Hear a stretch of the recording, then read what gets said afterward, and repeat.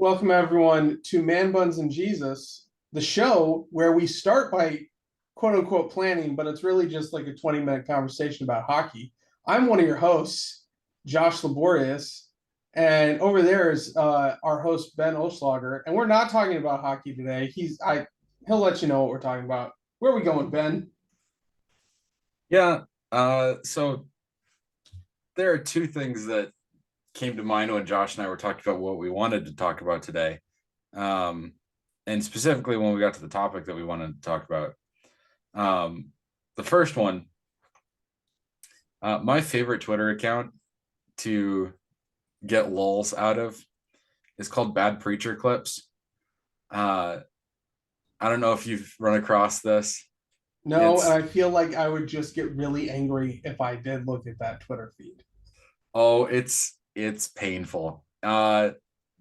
It's a bunch of fundamentalist Baptists, like KJV only guys, and it's the same seven talking points over and over and over again with like new bad analogies every time.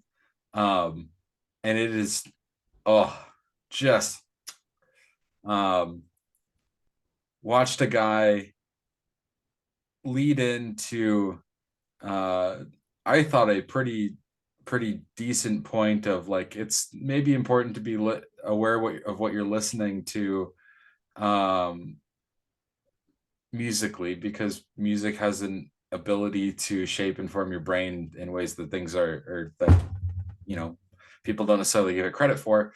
But then went into how like there are specific beats and rhythms that can cause you to worship the devil, and I was like, all right, now we've lost the plot. um You need a anyway, hobby, Ben. I have multiple. um but it's interesting to see in the context of these just ridiculous comments and sermons how central many of these figures are in the life of their church and how central the sermon is to the life of their church. um, and they talk about the words of a preacher like it's our understanding of communion, like that it's the moment where you are closest to God. um, and whether it's in that maybe unfamiliar of a context to us, or if it's in something that's a little closer to home, I think that culture is very pervasive in our churches, that people feel connected to God through the words of a sermon, through the words of a pastor. Um, and that's not necessarily what sermons are for. They are not meant to be the thing that draws people in the door. So Josh and I wanted to today talk about what sermons are for first, um, and what we kind of think about and do as we prep, um, so that we can give those things. And I gotta be honest with you, Ben, and with everyone listening to this. Um, what a sermon is for is something I have really struggled with, to the point of sometimes when I'm prepping a sermon, I like I go through moments of like nihilistic futility where I'm like, why am I even bothering with this at all? Um, Hold on. I just got a I just got a text from my brother. I'm engaged, FYI. What on earth is going on? Anyway, nihilistic futility. That's what Which one? And was he actually dating someone? Caleb. He was dating someone. Well, is dating, is now engaged to someone, and we all knew that he had a ring. I did not know that he had any immediate plans to propose. So he's engaged. Send him a fancy Dr. Pepper for me. Yeah, Um, I will do that. Sorry everyone listening. Like I'm not gonna cut this out because it's mildly entertaining, but I just got this notification on my watch and what?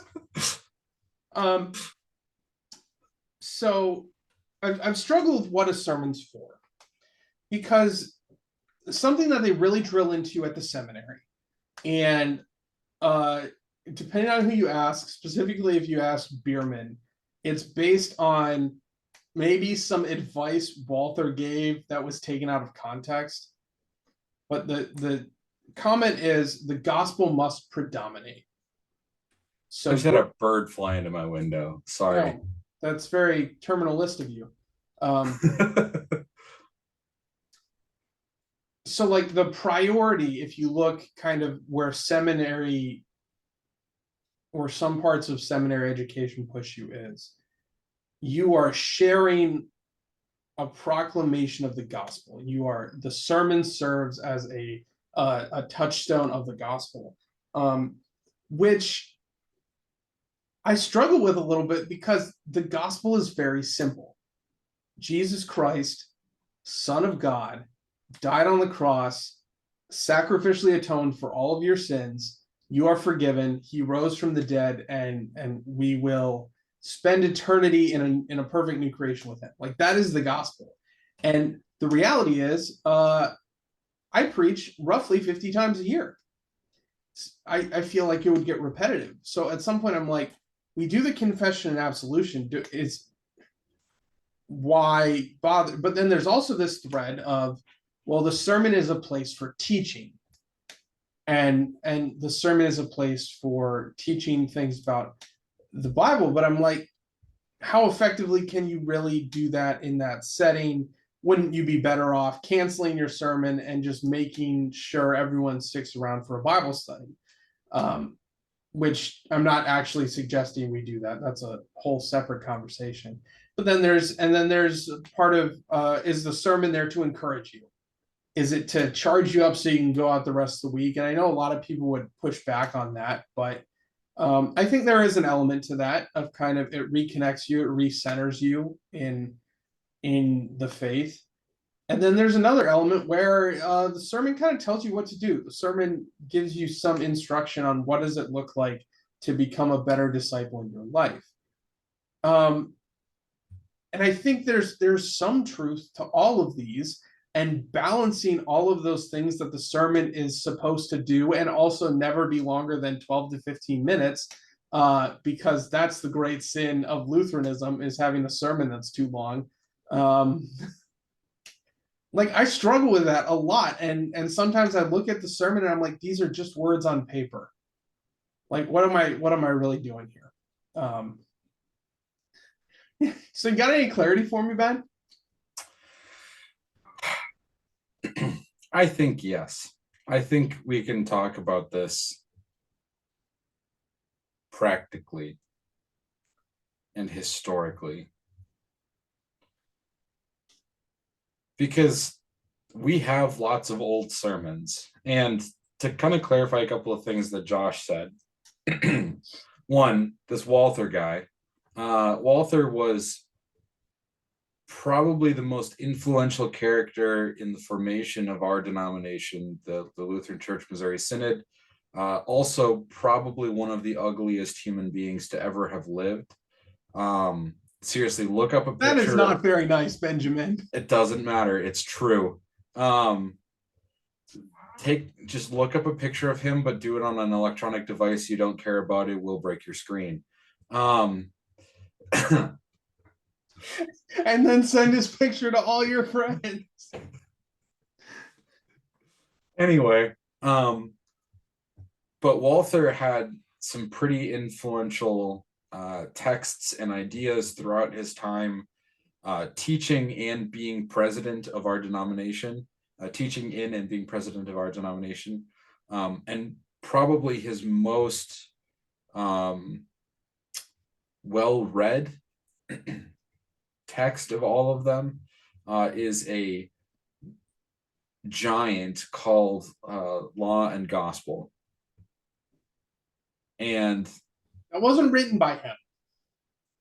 it wasn't written by him, but it was written by him. It was notes assembled from a series of lectures that he gave that were jotted down by his students, then compiled by a small. Student. I thought it was a handful of students that they compared. I believe I was told it was a student. It was never edited by him. It was one, True. maybe it was a few students just kind of grabbing notes from his talks that he was giving in a very specific context. Yeah. And said, "Oh, we're going to put these down." And every seminary student for the next 200 years is going to have to read all of these and like in preparation to like preach. there are people who are, they hold closer to Law and Gospel than they do to the Book of Concord, which is nuts. Because one is a well thought out, well reasoned, edited, carefully put together theological treatise, and the other is unedited notes from conversations. From optional lectures given by the president of the seminary. Right? Anyone insane enough to attend that many optional lectures question them. No, Walther had a lot of good things to say in that book. Oh yeah, it's not to say it's bad. Yeah, but he is trying to absolutely drill home a point in a time and in a context where turn or burn preaching was very much the rage of the day. And if you've never heard that term before, it is pretty much what it sounds like. The catchphrase of a lot of those preachers was "give them hell in hopes they find heaven." And so they would basically preach a sermon describing the fires of hell, swallowing them for their sins, and then give them like an ounce of grace and Christ in there somewhere in hopes that people in their terror ran to Jesus. And one of the beautiful things about the Lutheran tradition is there have been a number of times in Christian history where not necessarily that specific style, but an overemphasis on the duty of the Christian has come up to where the grace and love and forgiveness, redemption we have in Christ gets lost. And so Walther is trying to instill that deeply within his students in that time, in that context, to make sure that they were set apart in the way that they preached and made sure that the people heard the care and gospel message of Christ. But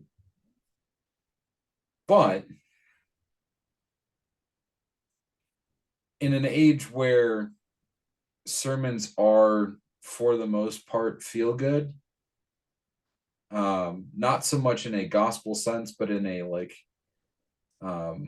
therapeutic sense, in that they're there to make you feel good, not necessarily to do anything else. Sometimes I think our gospel preaching, our overemphasis on gospel preaching, can be a hindrance to us, in that we don't set people up with a strong ethical foundation. We don't necessarily remind people that there is a dire need for this gospel proclamation. And that balance can get out of whack the other way too. So circling back to what is the purpose of a sermon, I think we can look at the early church, look at what they did, look at those old sermons.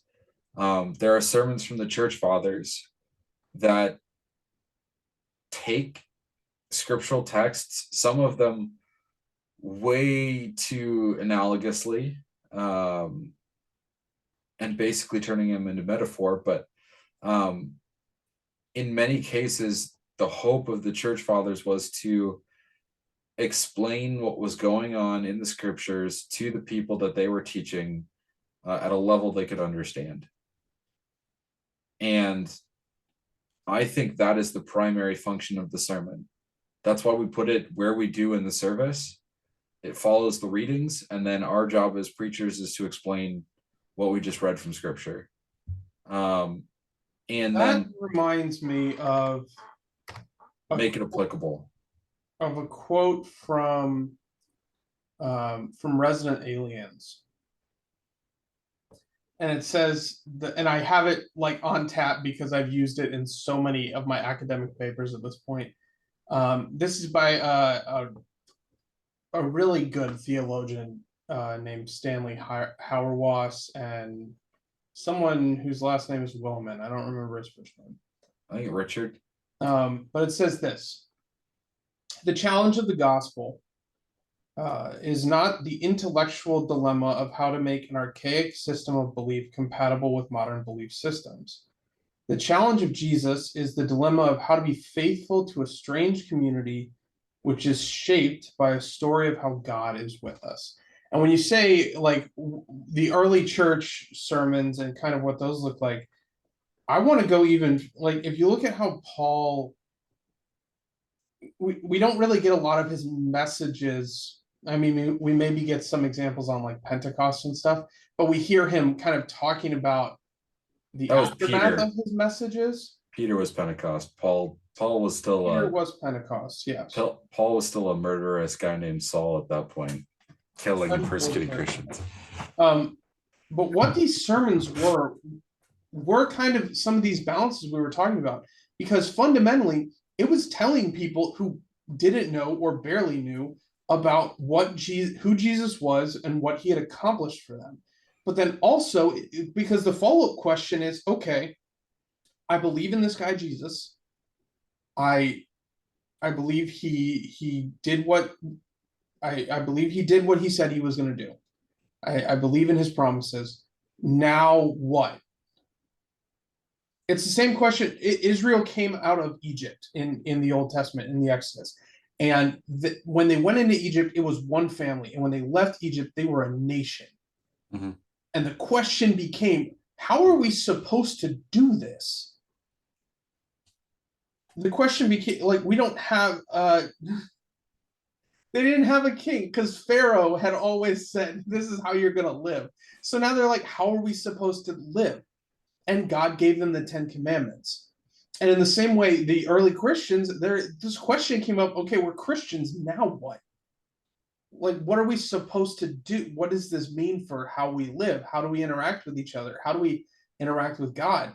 And part of Paul's messages to them and the other disciples and the other leaders in the church was, here's what a Christian looks like. Like, here's the life we're called to. And I think that's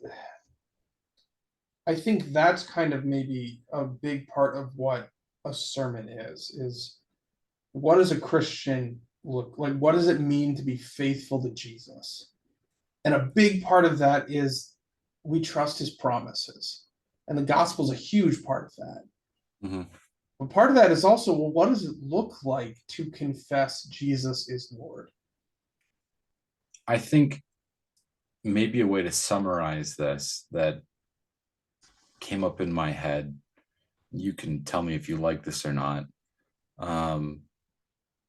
Our responsibility as preachers, the responsibility of a good sermon, is to make our God and his plan for us less mysterious to the greatest extent possible. I really like that. And what I think that frees us up to do, because I struggled with circling back at the seminary, there's this huge focus, gospel has to predominate your sermon. Mm-hmm. But sometimes when you're preaching a text, the gospel does not predominate that text. And I'm really thankful. And I hope that he meant to convey this message, because if not, this is what I took away. My 4th year at the seminary, I took a class called Creative Preaching. by taught by Dr. Glenn Nielsen. Okay. Your boy was in that class with you. Don't forget. That was a great class. It was a great class. One of the classes I'm really, really glad that I had the opportunity to take. And something that he kind of drilled home is Always have dad jokes on hand. no, gross. Was above anything else, be faithful to the text, right? So, and this means so many different things, but part of that is if you are reading from one of Paul's letters, and the letter is talking about how we are slaves to Christ, not slaves to sin. And he's talking about Christian living leaves behind this a lot of this immorality of what you were before you were a Christian. That is a sermon that should not be all, well, you God loves you and you are forgiven. That's part of it. That's an undercurrent there. But Paul is primarily talking about here's what it looks like to live as a Christian. So if you're preaching on that text, your driving purpose is here's what it looks like to be a Christian. Mm-hmm. And I think for what is the purpose of a sermon, I think that's a perfect way to put it, to make more clear the mysteries God has revealed to us in Scripture. And sometimes is that going to be just pure gospel? Yeah, because there are parts of Scripture that are just pure gospel. Easter Sunday. Easter Sunday is a great example. Oh yeah, Jesus rising from the dead. There is no law there. There is only gospel, only victory. But sometimes, like if I'm reading from the Sermon on the Mount, there's going to be gospel there because there is always gospel, and we do always point to forgiveness. But the weight of that message is going to be, you should love your neighbor. Mm-hmm. You shouldn't just avoid murdering. You should seek to build up your neighbor. You should live a life that is so honest that no one questions your word. So like that was a really helpful, I think that's a really good way to put it. And that kind of attitude toward the text has been really helpful for me. Something I want your take on with that though. Sure. In conjunction with this is and I think this rubs against how short I shouldn't say it. Well, how short people would like our sermons to be. Okay. Biblical literacy sucks in society. Yeah. Yep. What I tell people, because I do believe there was a time where most of the big stories from the Bible you could reference without explaining. Like you could say, oh, yeah, remember Exodus? Like the Exodus reference I made earlier, you might be listening to this and you might be like, I have no idea what you're talking about. Look in the book of Exodus, read the first several chapters, and you'll know what I'm talking about. You can't assume. I tell people when they're like, where are you at with this biblical literacy thing? I said, when I am writing a sermon, there are 2 stories I think I can safely assume that people know. If you're sitting in a church, you probably know the Easter story. Like you do probably know Jesus died on a cross and that he rose from the dead. Or right? Just like a brief summary of the Holy Week. Yeah, that's probably safe. And then the Christmas story is probably safe. And I say probably because there are folks out there who don't know those stories, but they're probably not listening to your sermon. I think there's a handful of others that we can maybe toss in there too. David and Goliath, just because like it's become its own phrase. I think people can pick up on context, David and Goliath, but I think I'll give you a maybe on that one. That one's just cultural enough that I think people tend to pick that one up. And then there's like a next tier of like it's 50-50 with like creation and Jonah, like Noah, and Daniel and the Esther, lions. Yeah, exactly. Yeah, the big ones. Well, and my statement / question is we have to deal with that in our sermons. Sure. Like, especially if I'm preaching out of the Old Testament, and I guess, does this give us permission to have To go longer longer. sermons so that we can explain what's going on, because you can't assume that people that you can just quick reference biblical events and people will know what you're referring to. I'm So gonna I need say to no, send this to my head elder, so he's like, oh, I guess you can have a 30-minute sermon. I'm gonna say Everyone in my congregation listening to this is panicking right now. They're saying, Ben, please tell him no. you're ready for my very Lutheran answer. You know what's coming, I don't do you? know what's coming. That's if you're listening, I gave Ben a very unimpressed look. My facial expression was one bordering on disapproval. What am I gonna say, Josh? Context is key. No, I was gonna say it depends. Um, Uh, that's what I was initially gonna say. You were gonna say, but then I was like, oh, that's too colloquial. He's gonna fancy it up because it's no, okay. no, Yeah, it no, it depends. depends. Um, and what does it depend on? Depends on context. Um, some places have a better culture of biblical literacy than others. And it very much depends on what culture you are preaching in. Um, the church that I did my vicarage or internship at in Omaha, Nebraska, we had a lot of people who wandered away from the faith early in their life and were just coming back to it, who had a very low level of biblical literacy. We had a lot of people who were never really part of the faith, who, for obvious reasons, had a very low level of biblical literacy. And then we had some lifelong Lutherans who were Who knew their Bibles better than a seminarian? exactly who had been studying the scriptures every day on their lunch break for 60 years and um, knew the Bible better than me, some random 24 at the time year old scrub. And in that context, we took the time to explain the story because the majority of our audience needed that. The majority of our audience needed that level of understanding before we could start to get into revealing the mysteries of God that were given to us, like revealed to us in that text. They needed some background, they needed some history, they needed where this fit into everything. And for my congregation right now, that's one of the reasons you'll notice sometimes our readings are a little bit longer than you would think, to include some of that context that Ben is talking about. So you get, even in the reading that isn't preached on, you get a little bit more of the fuller picture. Yeah. But if you're in a place like here in Michigan, we've got the town of Frankenmuth, which is kind of a joke in our denomination for how Lutheran it is. I believe the population of the town is like 3,000, and the church has a membership of 5,000. And there are multiple other churches from our denomination within like 10 minutes of the town that are also reasonably healthy. There's a Lutheran school at the church in Frankenmuth that has like 500 students. The place is a Lutheran mecca of sorts. And so if I was preaching in Frankenmuth at St. Laurent or St. Lorenz, I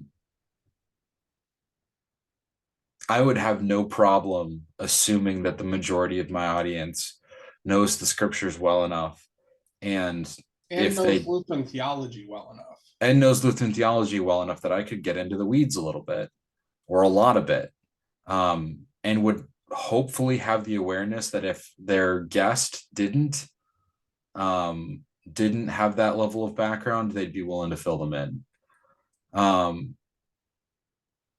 But almost every church is going to fall somewhere between those two. And you have to know where you're starting from, what you're getting to. And that's a big part of what the pastor's responsibility is as they're preparing for the sermon, and there's to interest interpret their context. there's an interesting educational theory that actually helps with this. And if you're listening to that, because I know a couple of pastors listen to this, if you find this difficult, like I think is reasonable to do, there's a guy named Lev Vygotsky who he talked about something called zones of proximal development. And this is looking at a class, you, and this was like an educational setting. You look, what is the like, how low can you get the threshold? In that, like, how easy can you make it for people to interact? And then at the same time, how high can you raise the ceiling so that everyone can get into the lesson, but then there's also potential for people to reach for the stars as far as what understanding they're pulling from it. And some of the work he did with that is helpfully applied to sermons. Um, Hold on, I had something else. Oh, So I'll share this with you because this is a concept that my congregations really like. I Um, never really answered your question though. Um, uh, Before we like, let me throw this out with the biblical literacy thing. okay, go ahead. Um, when I have a more academic topic before me, that is like there are different levels of understanding with it. What how I structure the sermon is I ask like a summation question for each concept within the bigger idea. And I have little question card, like scanner cards that I give out to the congregation that I can hold my phone up from the front of the room and it'll tell me like what percentage of the room got the answer right based on which direction they hold their card. And the deal I make with the congregation is if I ask the question and almost everybody gets it right, I'm going to skip that part of the sermon and we're going to continue on because you guys get this part. So we're going to move on to the next part. Um, so also one of the shortest sermons I ever preached because I did one and the congregation already understood like half of the thing. So they got half a sermon that week.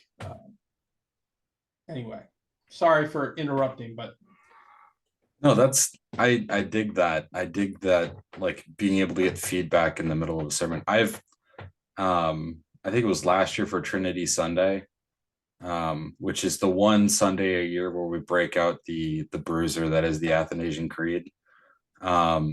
It takes like 5 minutes to recite, which is why we don't don't use it every week. yeah.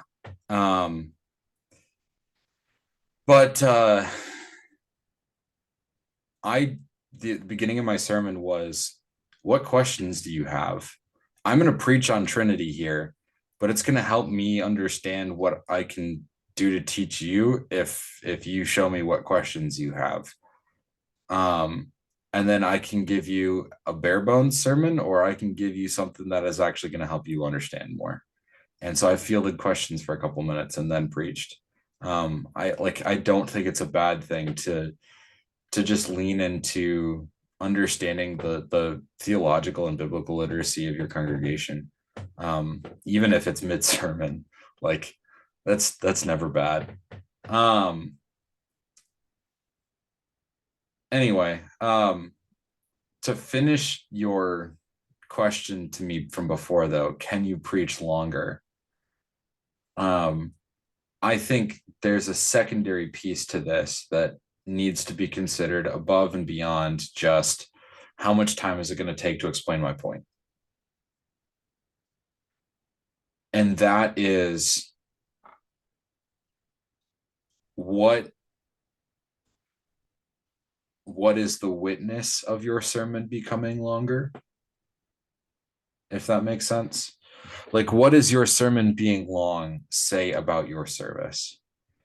Because I would argue at some point it's no longer worth it to just keep expanding the sermon. At some point it becomes worth it to just say, like, here is a theme that you should be aware of when you read this text. Here's some bits about it that will hopefully make this easier for you to read and understand.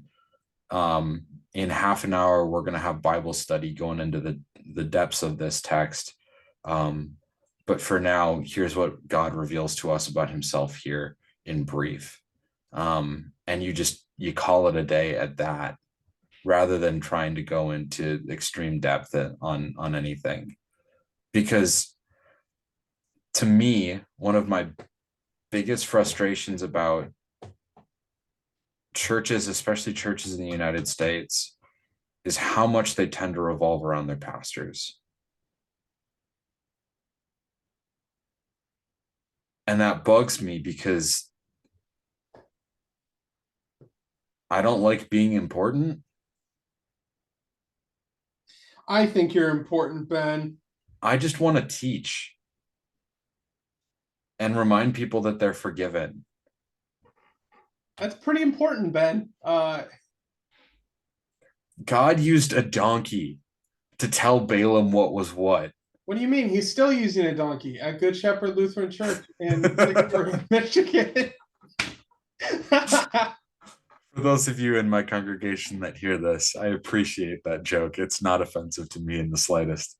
For anyone who missed it, that's the church Ben's at. I was calling him a donkey. Yeah. God, I mean, seriously though, God used a donkey to proclaim his word.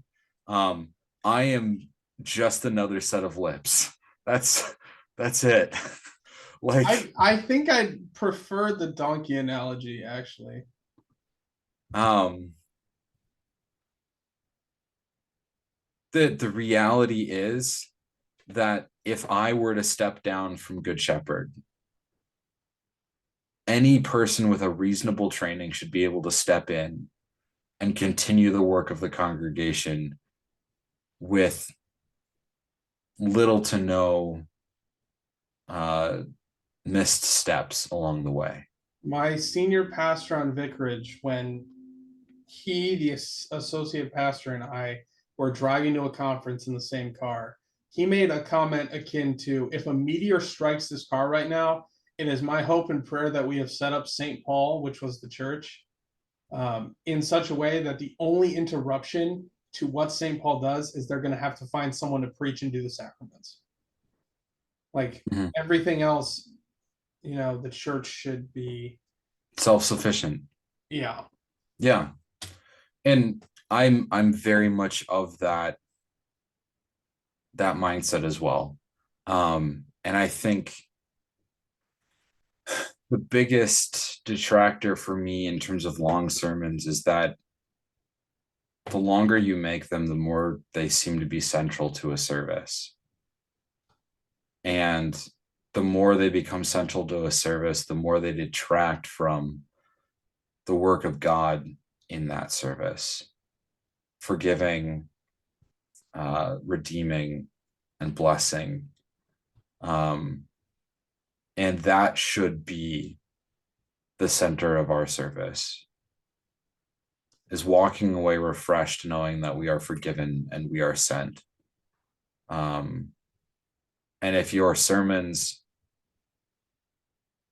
become such a center point that is forgotten, shorten them. Go 5 to 7 minutes. If you're at my congregation and you hear me say this and you're like, yeah, do it, tell me. I'm tempted to preach for like 5 to 7 minutes and call it a day.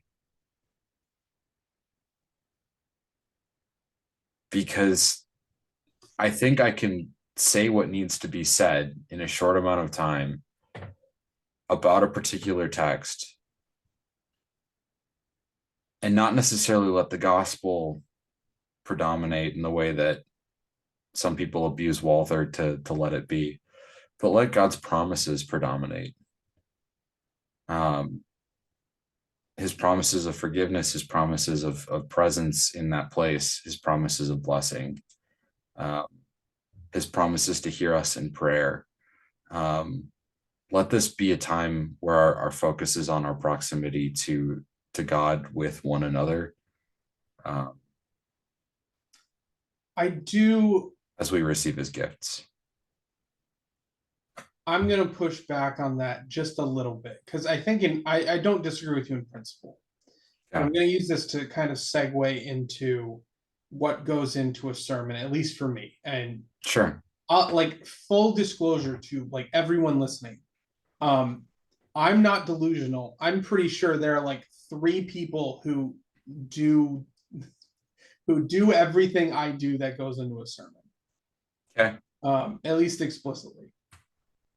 Okay, so in when you're at the seminary, residential education, and you take your first home class, you have a sermon prep project, and it ends up being it's like a 30-page paper where you write out all of these different things about a text that you're going to write a sermon on. Mhm. Okay? And they say in the seminary they tell you you're never going to do this again. These are things you should think about, but you're never going to write them out.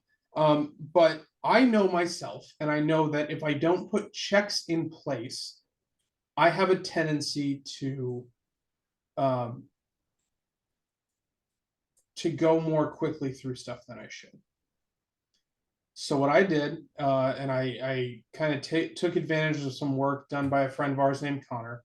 There's a workflow in Logos, which is a Bible software that I use heavily.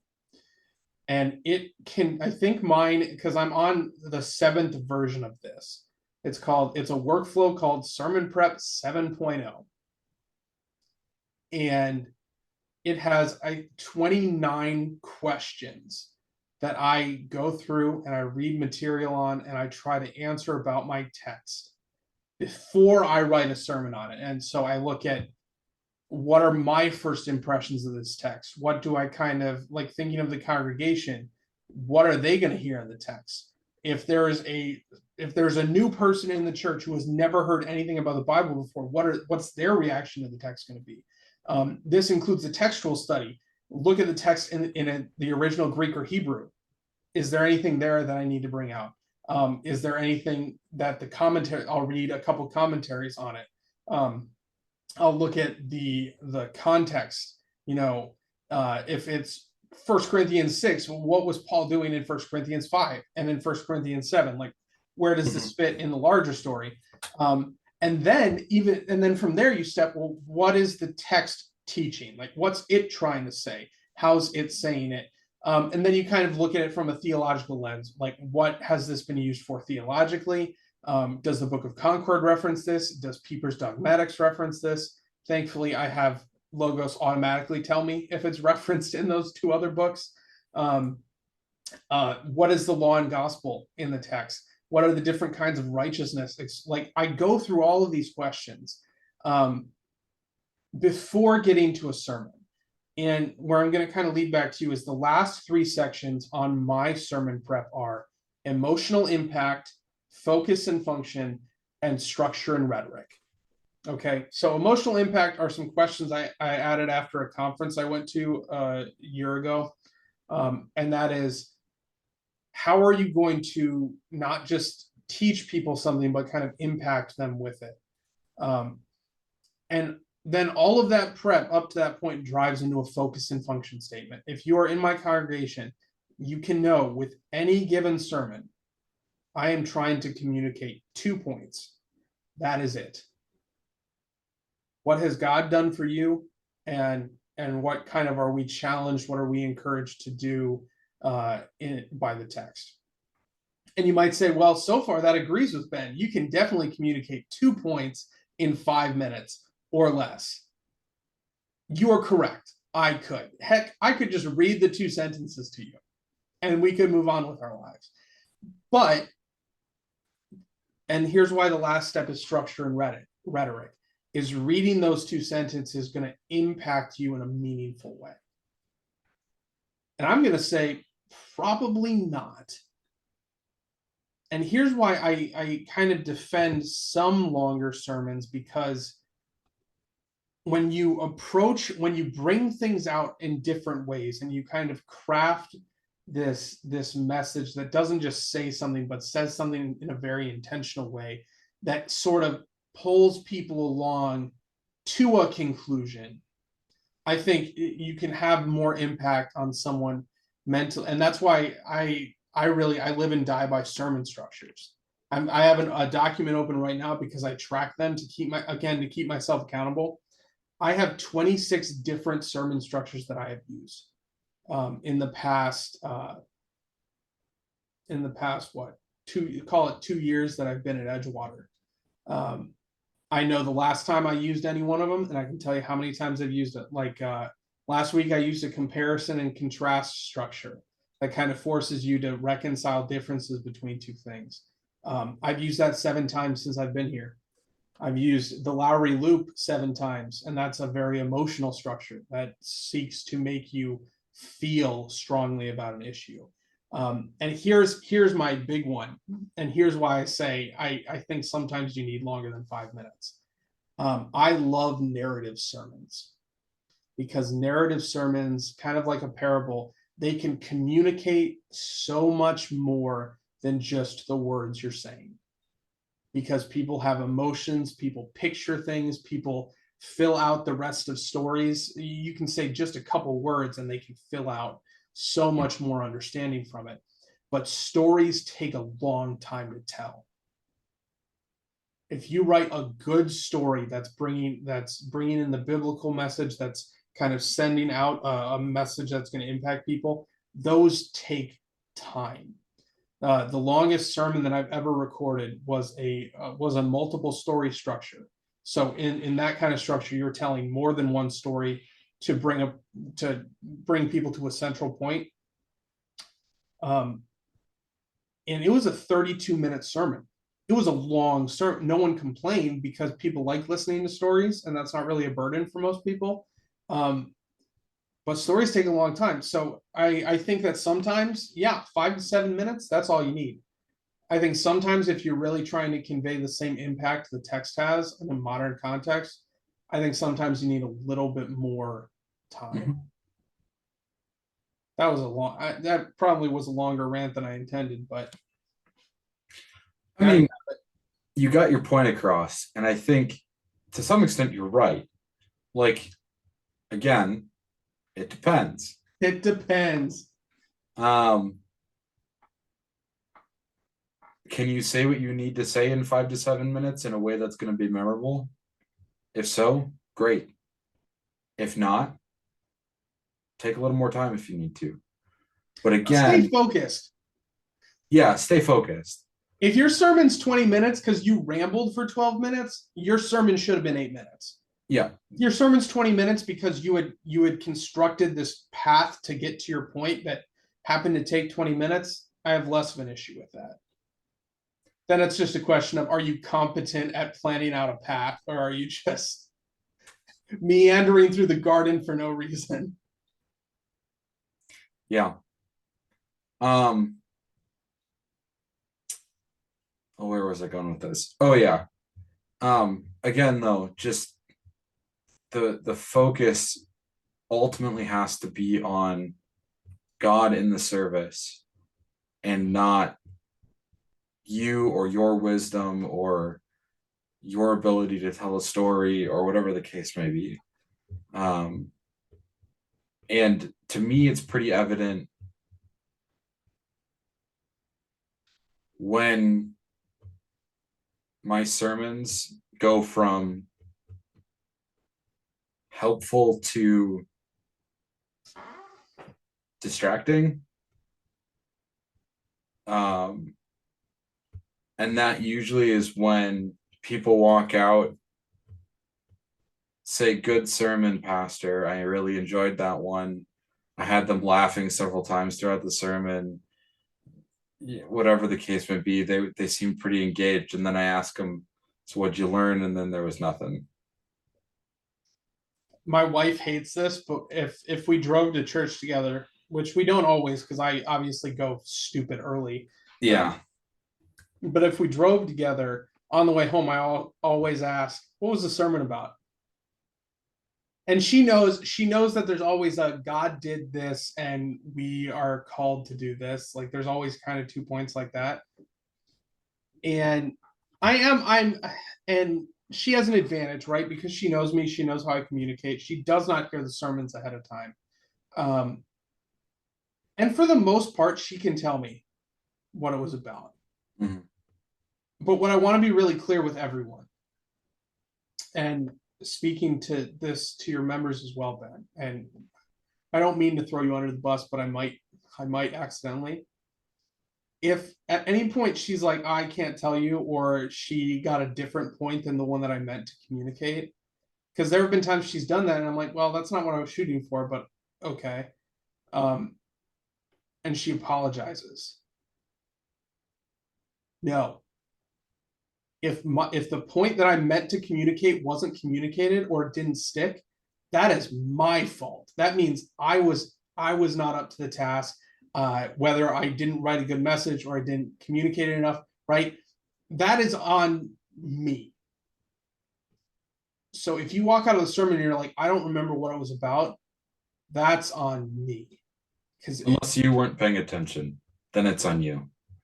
well, and even that to some extent, if I'm losing people's focus, I need to do a better job retaining focus, right? I either need to be more engaging or I need to Some people just happen to be at the late night baseball or basketball or football or game or right. something last night. But and this is something I picked up from my radio days. I strive for like a conversational tone because you don't fall asleep in the middle of a conversation with someone. Challenge accepted. Huh? Challenge accepted. Jeez. I will say, because I keep track, there are two people who have ever fallen asleep during my sermons. One of them was an old dude at a Wednesday night service in Missouri. Um, I was clapping in the sermon to make a point, so I clapped extra loud right next to my microphone to wake him up. And the other is my brother. And I'm like, well, it's only so much I can do, man. I think I've had more than that, but not by a lot. Anyway, I want to see what the Sasquatch has to say. it's fair. It's like a zoo exhibit. Come see the talking Sasquatch. We catch him on camera just for you. I don't know what accent that was supposed to be, but I don't know either. But I think that's maybe a good sign that we are losing focus on this episode and we should go to takeaways. Yeah. Josh, you got a takeaway? I do have a takeaway, but before we get there, I want to actually post something to our listeners. Sure. I want, and this came up way earlier in our conversation, but if you are willing and you're listening to this podcast, if you could comment, either if you're watching us on YouTube or I think Podbean, you can comment directly under the thing. If not, go to our Facebook page. I'll make sure to actually post this episode on the page so that you can comment on it. I would be interested to hear from you, your opinions, because your opinions matter on this. If you're listening to sermons, maybe even more than ours do. What do you think a sermon is for? And kind of how long and what determines how long a sermon is allowed to be. And if the only answer for that question is it can only be 10 minutes because I have brunch to get to, do some self-reflection on that. But that's something I want to put on you guys. If you could, because I'm genuinely interested when you walk in for a sermon, as someone who listens to sermons, what are you looking for? What are you listening for?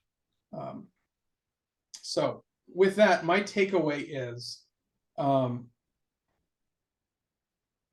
that maybe from a preacher's perspective, my desire to nail down exactly what a sermon is and what a sermon should be, maybe I should loosen my grip a little bit. That's my takeaway. Kind of self-reflective, but I'm okay with that. Okay. I think my takeaway, and this is maybe a bit more targeted at our audience, is you've heard my take. I want to make sure that God and his will for you are less mysterious.